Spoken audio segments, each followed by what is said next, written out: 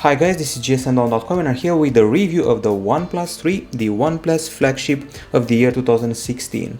This handset follows the OnePlus 2 and of course the OnePlus 1. It debuted in the early summer and is the 2016 flagship for the small company that has grown quite a lot over the past years. It's also, or better said, it was also one of the first smartphones with 6 GB of RAM that came into the mainstream. It's priced at $400, a very affordable price for a slim metal flagship phone that's both elegant and high spec. And it comes in graphite or soft gold as color choices, no more invite system, so that's good, and from day one it was available in 31 countries. It feels like testing a Tesla. That's the experience of testing the OnePlus 3. So design wise, slim metal unibody aluminum. It looks great and feels great in the hand, and it expresses everything that HTC has been trying to do for the past 3 years.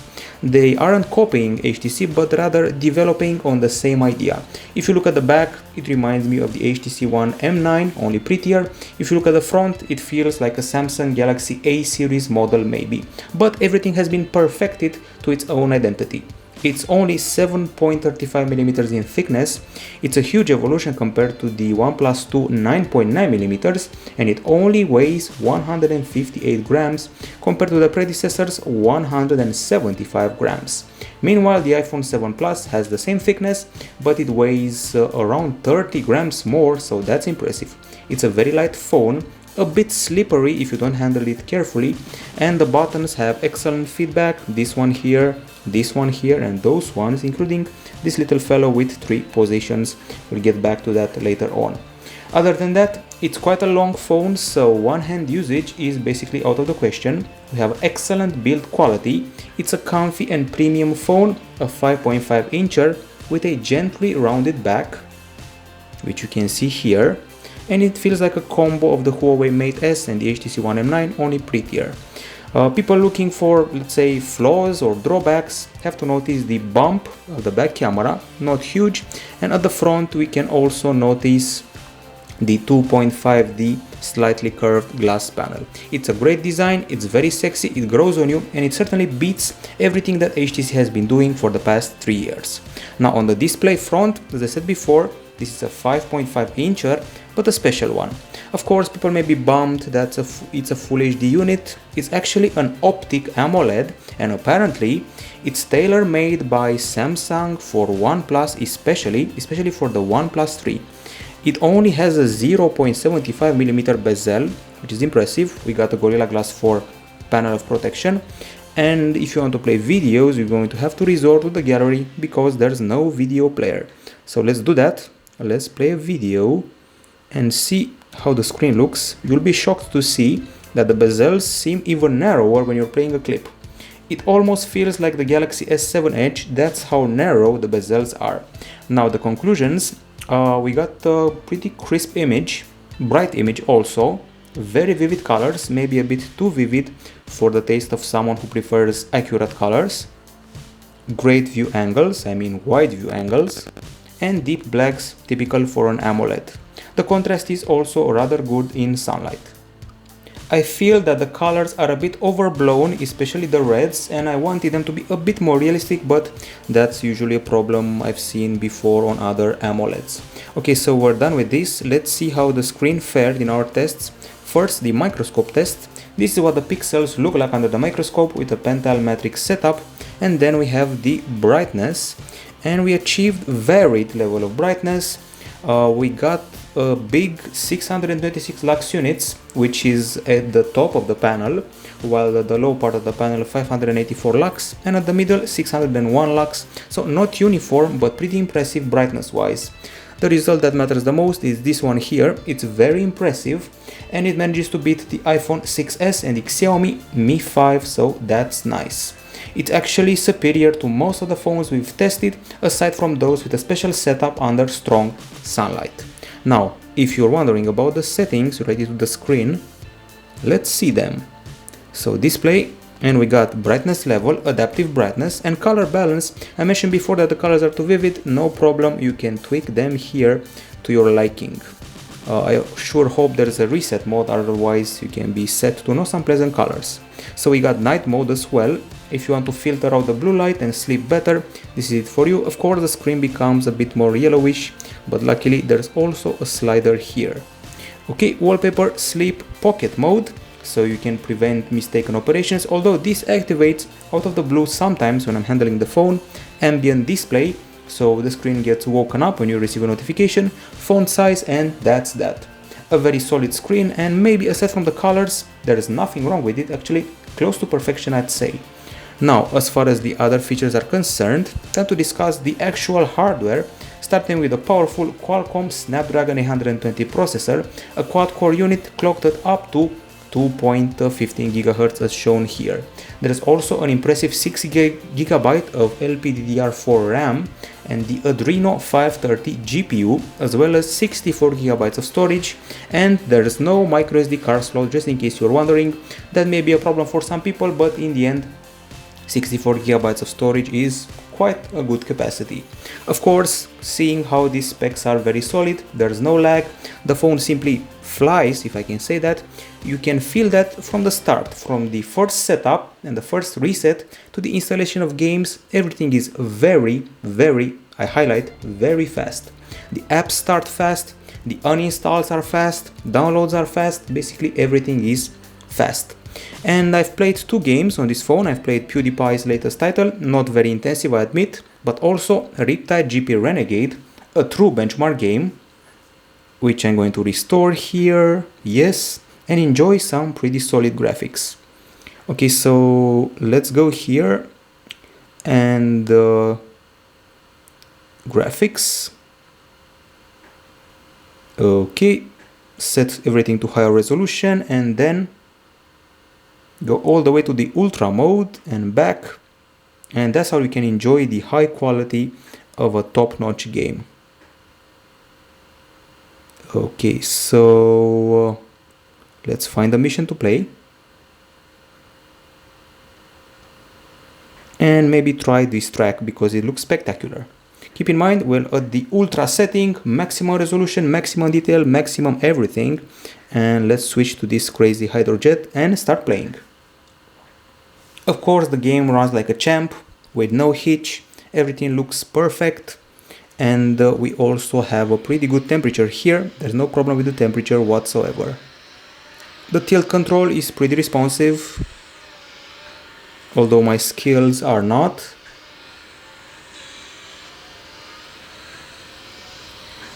Here we go. Excellent lighting, textures and frame rate, although the tilt seems to drag a bit to the left for some reason.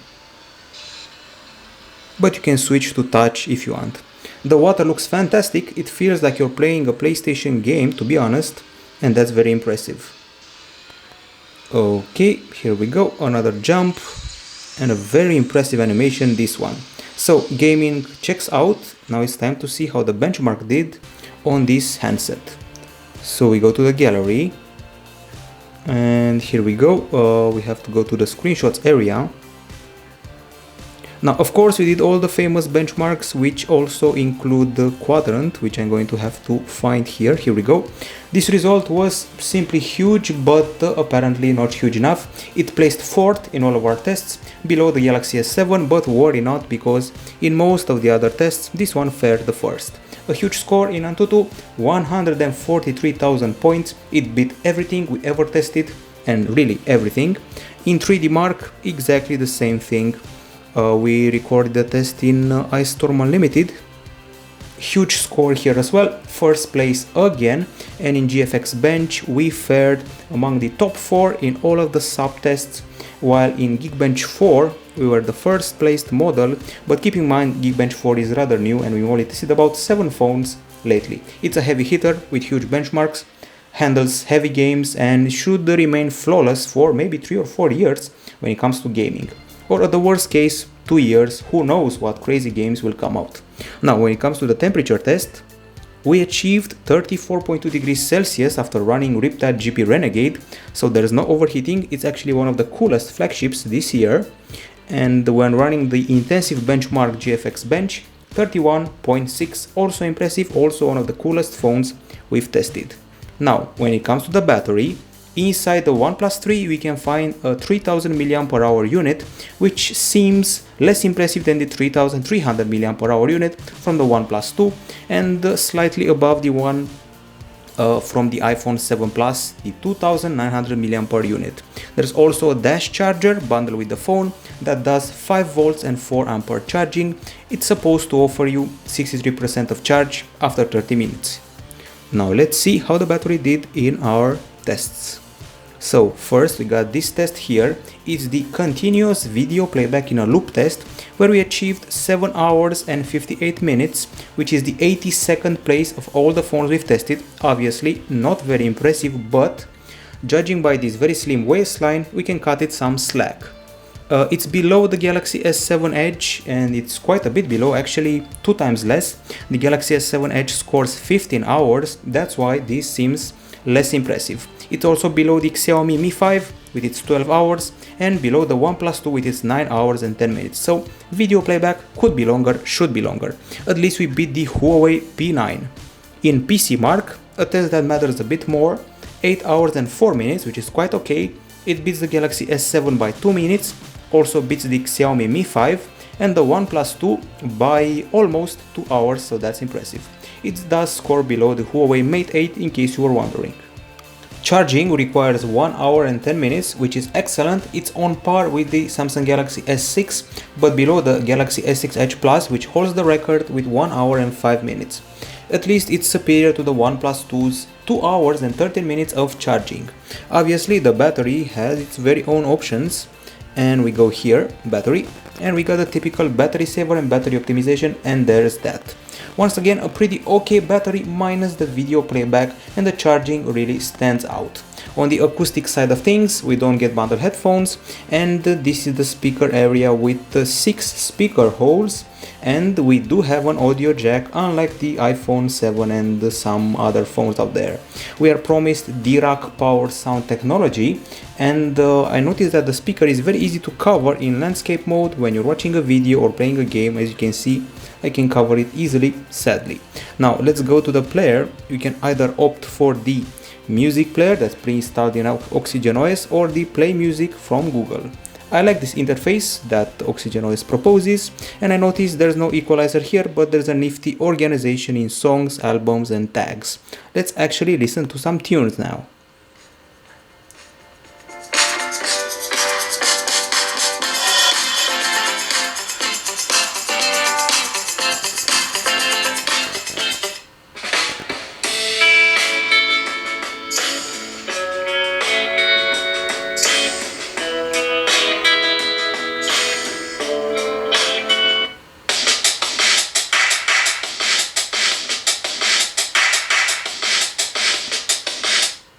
Okay, conclusions. Well, the sound is very loud, we got great clarity, a nice bass, it's great all around, and it has a flagship level.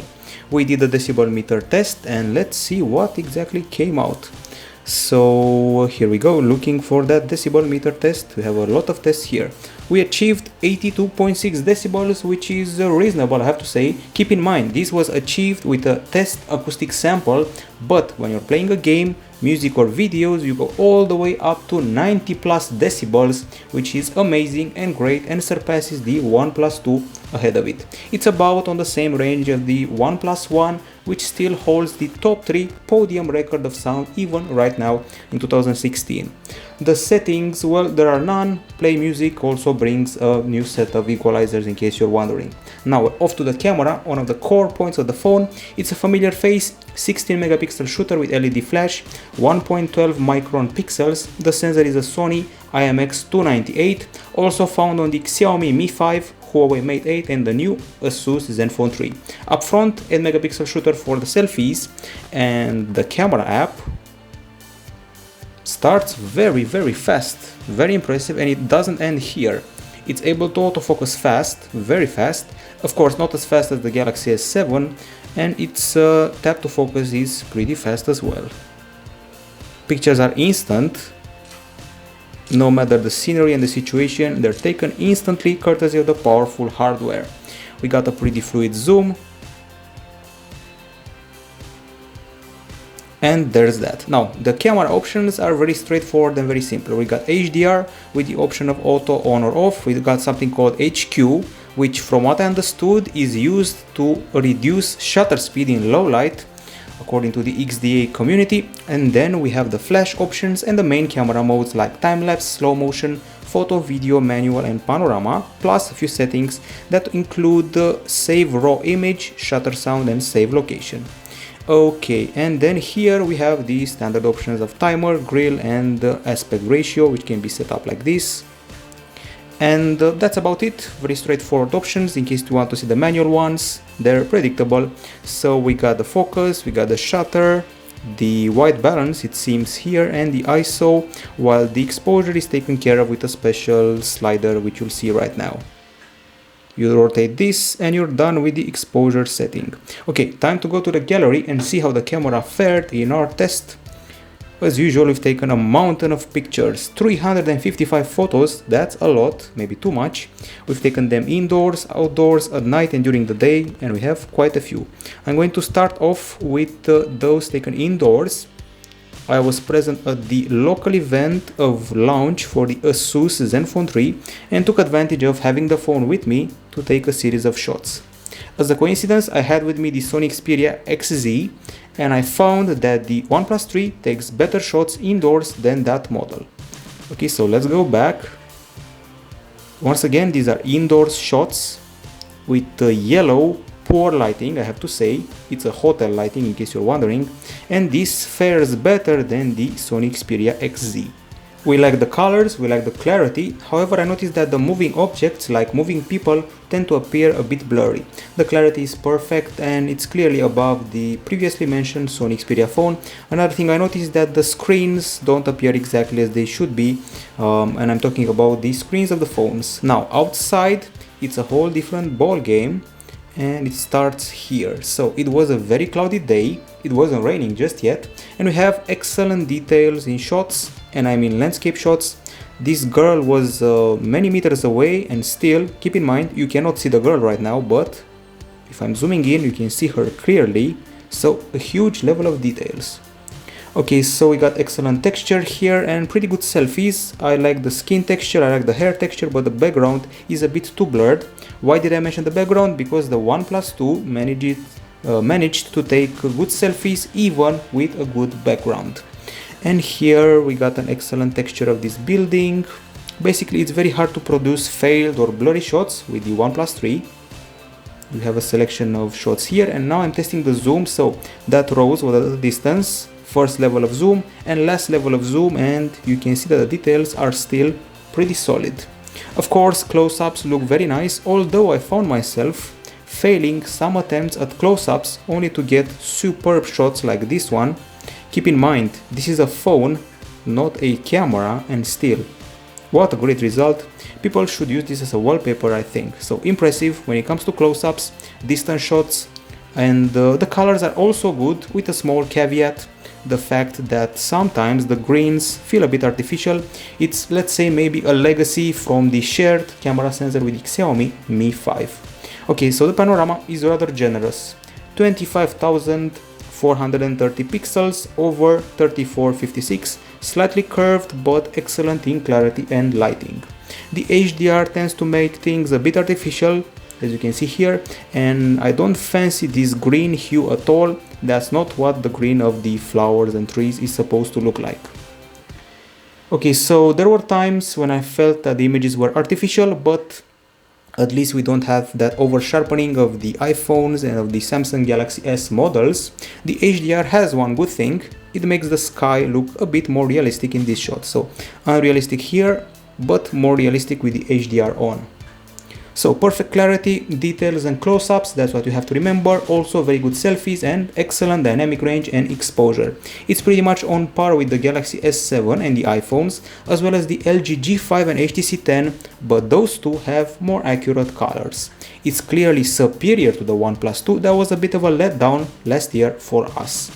So clarity and quality is nice. Let's see how the phone did in low light conditions, and that's where it really shines. So it's night time, the artificial lights are on and we have fantastic lighting. This capture is on par with the Huawei Mate 8, which also shares the camera. There's absolutely no blur, no problem, perfect clarity, even the street lights are perfect, and those usually have huge halos. In some phone tests we met, they had huge halos, well, not these ones. So it feels like daytime shots. I can totally exaggerate about it because I'm right. As you can see, not one shade of blur or violet or blue or any problem with the clarity or quality. It may sound crazy, but the nighttime shots may feel superior to the daytime shots, believe it or not.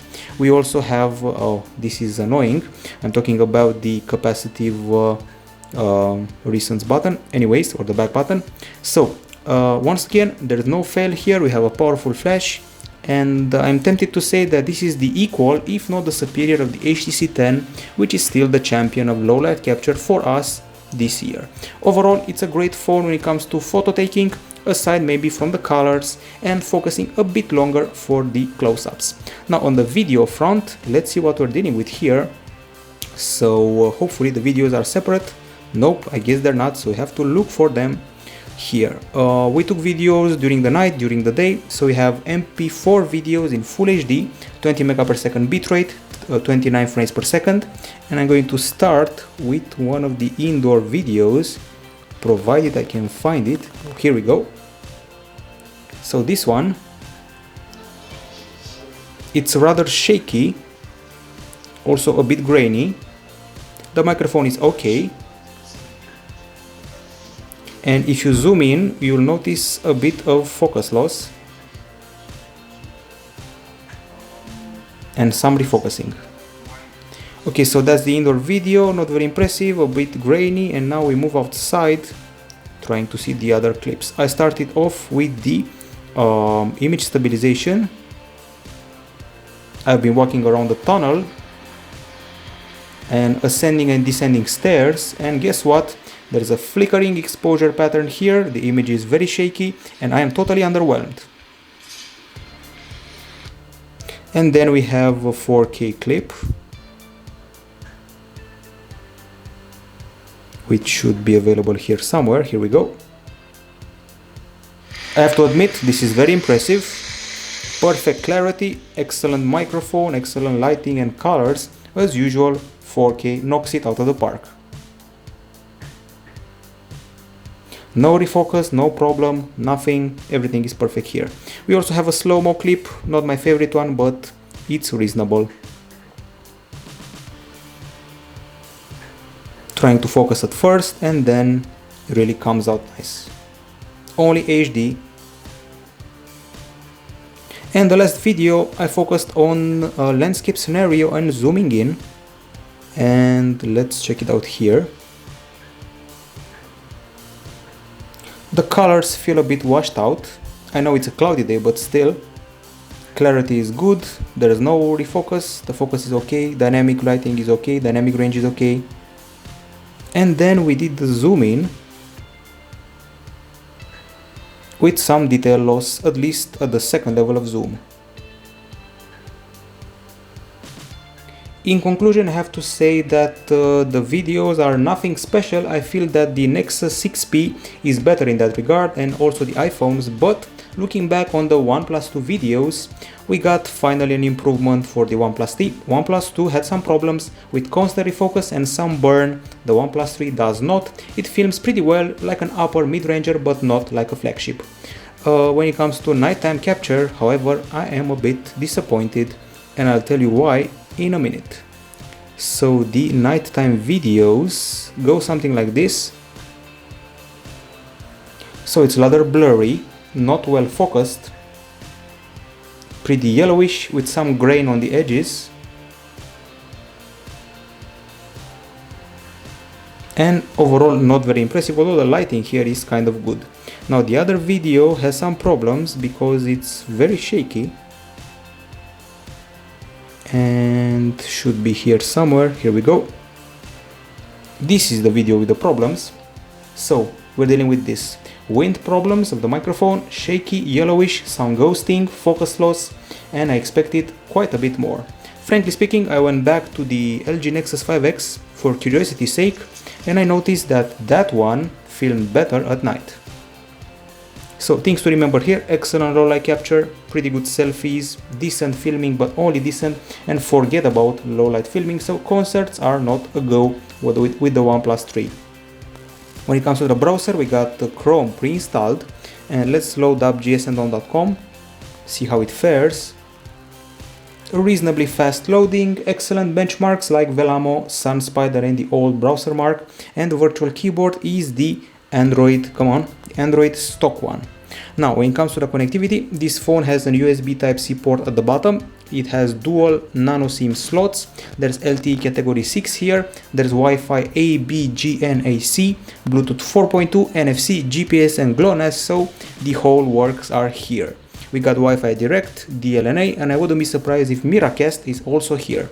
The calls, they're loud and clear, we got good noise cancelling and also a pretty good signal.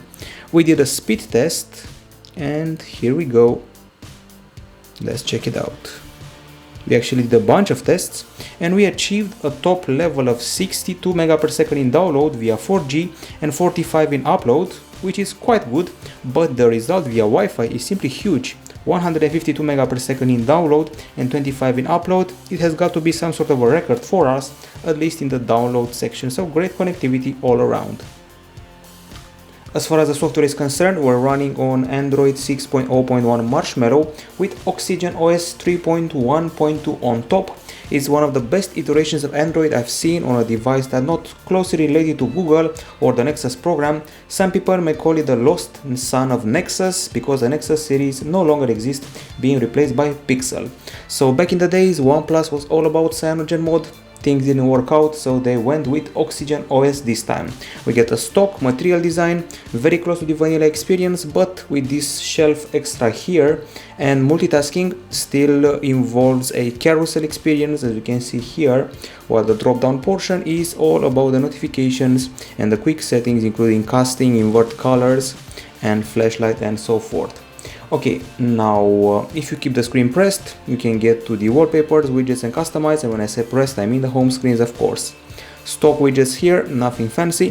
Customization involves the shelf area, swipe up for quick search and quick notifications, swipe down to access the notification panel. Okay, other options are related to the icon size, small, standard or large, the app drawer, small, standard or large. As you can see here, you can tweak quite a few things, including the Google search thingy. Okay, now off to the shelf. Probably the most unique aspect about the Oxygen OS, it's a special place where you keep your memos, reminders, the recently used applications, calendars, contacts and so forth, and you can add more widgets of this kind, special widgets for the shelf area. You can quickly scribble a memo and set a reminder, change the wallpaper, and there's that. It's a useful area to keep your important stuff. Now other things worth mentioning here is the fact that the phone supports double tap to wake, and in the settings area, let's see what we can find interesting. So we start off with the display, sound and the alert slider, which has a variety of sub-options like alarms, media, reminders, events, messages, calls, and silent settings. So this button here has 3 modes. You can see them in action right now. So moving it at the top triggers the silent mode, the middle position is priority notifications, and the lower position is all notifications, and that's its purpose here, but with customizations as you saw before. Then we got the storage and USB apps, users, memory, battery, and customization, where we can trigger a dark mode, where you can also play with accent colors, which are shown here, and they're pretty nice, a nice feature to have. LED notification customization and the status bar can also be tweaked. Now moving forward, we got options that are related to the buttons, and aside from having the capacitive and home button, you can also trigger an on-screen navigation bar here, just in case you want to use it. You can swap the buttons, turn off the backlight, and trigger special features for long presses or double presses of each of these buttons. Then we got the gestures, double tap to wake, open the camera by drawing an O, or toggle the flashlight. And then we got security and fingerprint with a very solid fingerprint scanner here, as opposed to the predecessor that was rather weak in this department. So the OnePlus 2 was a letdown in the fingerprint area, and now let's see how this model fares. Okay, so the fingerprint is all set up. Okay, I'm registering my fingerprint right now. The process involves maybe 15 or 20 steps. Works pretty fast. It's been done. The print has been added, and now let's see just how fast everything is unlocked. So the first time you usually require a password the first time you set it up, but then it's all fun and games. You can put your finger in any position. It will be recognized no matter what in a jiffy, so that's excellent, and certainly evolved on the OnePlus 2. Well, let's see what other options we have here, because we're not finished. So security and fingerprint and so forth with options here. We also have encryption, by the way, and printing, system updates, and that's basically all we had. Another interesting feature is the one that involves Google Now on tap. Keep the home button pressed, it reads the screen and makes a few suggestions, and I was shocked to see that it can even read pictures and make suggestions. So this is a mini car, a Mini Cooper, and if you scan the image, it felt it's a Mini. I also had a picture of a cake. Guess what? It knew it's a cake. And what type of cake it is, so that's shocking. Google is becoming more and more evolved. Now on the pre-installed apps list, things are excellent. There's no bloatware, only the strictly necessary names. We have 24 pre-installed apps, which is a bit of a record, probably the lowest number of pre-installed apps I've seen in recent history, and that's simply great. Everything is stock here, and basically people may call this the new Nexus, the unnamed Nexus, because it's very clean and basically flawless software-wise. Okay folks, so I guess it's time for the verdict. Let me start off with the pros. On the pro side, it's a big upgrade from the OnePlus 2. It has an excellent price. It's a slim and elegant handset, beautiful design, hardcore specs, a bright screen, fast charging, solid acoustics, great picture taking with the main camera, and especially the Lowlight pictures were impressive, and I frankly love Oxygen OS. It's an excellent idea. Now on the cons side, the overblown colors of the screen may be a problem. Video playback could be a tad longer. Sometimes the close-up isn't exactly perfect. Sometimes the focus isn't exactly perfect when you're taking close-ups of flowers and things like that. The optical image stabilization could be slightly better, although we did a test afterwards and it was a bit better when the sun was higher and not a dark passageway as we did. Anyway, HDR feels artificial and the videos are not exactly a solid 10 like the photos. So for $399, this remains a bargain, a very solid phone with a nifty software experience, and it's basically the thing that all the other phone makers will try to make you spend double this amount to get basically the same hardware package. $399, that is worth for other device makers $700. That to me sounds like a bargain, and it sounds like the disappeared Nexus that's been replaced by OnePlus and the Oxygen OS. There are too many high points to ignore here. Usually phones have a selling point, this one has many selling points. We got display, we got the camera, performance, audio, design, UI. So 6 selling points make this a solid hit.